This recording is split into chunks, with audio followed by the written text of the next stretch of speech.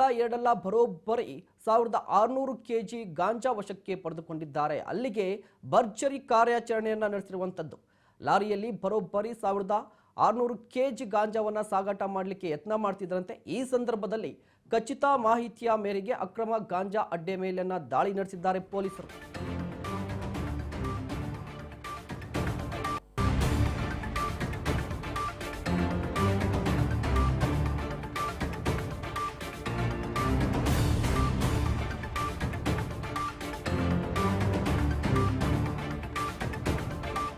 ಒಂದಲ್ಲ ಎರಡಲ್ಲ ಬರೋಬ್ಬರಿ 1600 ಕೆಜಿ ಗಾಂಜಾ ಜಪ್ತಿ ಆಗಿರುವಂತದ್ದು. ಲಾರಿಯಲ್ಲಿ ಬರೋಬ್ಬರಿ 1600 ಕೆಜಿ ಗಾಂಜಾ ಸಾಗಾಟಕ್ಕೆ ಯತ್ನ ಮಾಡ್ತಾ ಇದ್ರಂತೆ. ಇದರ ಬಗ್ಗೆ ಖಚಿತ ಮಾಹಿತಿಯ ಮೇರೆಗೆ ಪೊಲೀಸರು ದಾಳಿಯನ್ನ ನಡೆಸಿದ್ದಾರೆ. ಒರಿಸ್ಸಾದಿಂದ ಕರ್ನಾಟಕಕ್ಕೆ ಸಾಗಾಟ ಮಾಡಲಾಗ್ತಿತ್ತಂತೆ. ಒರಿಸ್ಸಾದಿಂದ ಕರ್ನಾಟಕ ಮುಖಾಂತರ ಮಹಾರಾಷ್ಟ್ರಕ್ಕೆ ಸಾಗಾಟ ಮಾಡಲಿಕ್ಕೆ ಪ್ರಯತ್ನವನ್ನ ಪಡ್ತಾ ಇದ್ರಂತೆ. ಈಗ ಭರ್ಜರಿ ಕಾರ್ಯಾಚರಣೆಯನ್ನ ನಡೆಸಿರುವಂತದ್ದು. ಔರಾದ್ನ ಎನ್ಸಿಬಿ ಅಧಿಕಾರಿಗಳ ಭರ್ಜರಿ ಬೇಟೆ ಇದಾಗಿರುವಂತದ್ದು. ಬರೋಬ್ಬರಿ 1600 ಕೆಜಿ ಗಾಂಜಾ ವಶಕ್ಕೆ ಪಡೆದುಕೊಂಡಿದ್ದಾರೆ ಪೊಲೀಸರು ಬೀದರ್ನಲ್ಲಿ. ಒರಿಸ್ಸಾದಿಂದ ಕರ್ನಾಟಕ ಮುಖಾಂತರ ಮಹಾರಾಷ್ಟ್ರಕ್ಕೆ ಸಾಗಾಟ ಮಾಡಲಿಕ್ಕೆ ಯತ್ನಿಸ್ತಾ ಇದ್ರಂತೆ.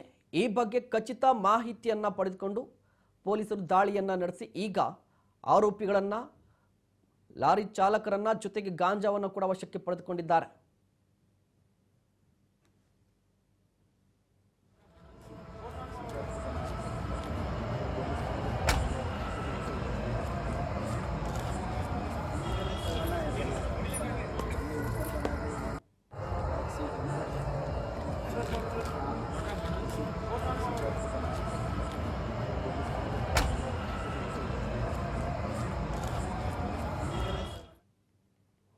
ಗಡಿ ಜಿಲ್ಲೆ ಬೀದರ್ನಲ್ಲಿ ಪೊಲೀಸರು ಭರ್ಜರಿ ಕಾರ್ಯಾಚರಣೆಯನ್ನ ನಡೆಸಿರುವಂತದ್ದು.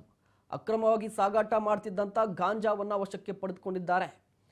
ಇದು ಒಂದಲ್ಲ ಎರಡಲ್ಲ ಬರೋಬ್ಬರಿ 1600 ಕೆಜಿ ಗಾಂಜಾ ಜಪ್ತಿ ಆಗಿರುವಂತದ್ದು. ಲಾರಿಯಲ್ಲಿ ಬರೋಬ್ಬರಿ 1600 ಕೆಜಿ ಗಾಂಜಾ ಸಾಗಾಟಕ್ಕೆ ಪ್ರಯತ್ನವನ್ನ ಪಡಲಾಗ್ತಾ ಇತ್ತಂತೆ. ಇದರ ಬಗ್ಗೆ ಖಚಿತ ಮಾಹಿತಿಯನ್ನ ಪಡೆದುಕೊಂಡು ಗಾಂಜಾ ಅಡ್ಡೆಗಳ ಮೇಲೆ ದಾಳಿಯನ್ನ ನಡೆಸಿದ್ದಾರೆ ಪೊಲೀಸರು. ಪ್ರಮುಖವಾಗಿ ಒರಿಸ್ಸಾದಿಂದ ಕರ್ನಾಟಕ ಮುಖಾಂತರ ಮಹಾರಾಷ್ಟ್ರಕ್ಕೆ ಹೋಗ್ತಿತ್ತಂತೆ ಈ ಗಾಂಜಾ.